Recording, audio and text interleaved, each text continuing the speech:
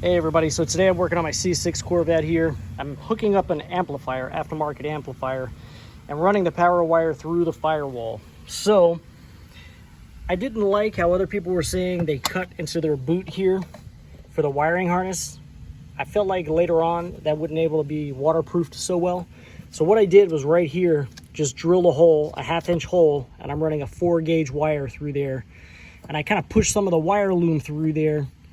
What you may also want to do is put a little bit of heat shrink to kind of seal up that hole, but I think just with the wire loom pushed through, it's going to be pretty waterproof and also provide a little abrasion resistance.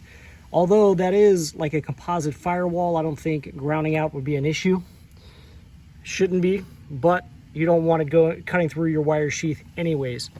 But what I did was I just ran that wire right around here, put a little wire loom on it, zip tied it down there, ran it behind the wires here and up to this area. I'm going to put my inline fuse on it, and then there's a little power lug right here. I'm going to go ahead and just strap it right there, and also make sure I put my fuse in line. And then I can strap my fuse down right here or something like that, and I'll be able to see it right there.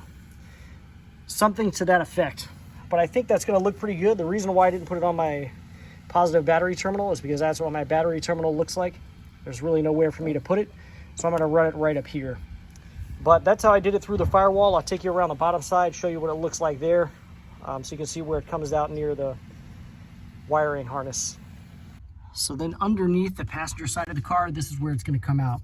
Right kind of between those two little plastic pieces there, right above the wiring harness. So I actually like that location because then I can just run it down underneath this plastic, down underneath the carpet, and right back to the trunk area of the car. So I hope this helps you out, guys, with running your power wire through your Firewall on your Corvette. This is a 2005.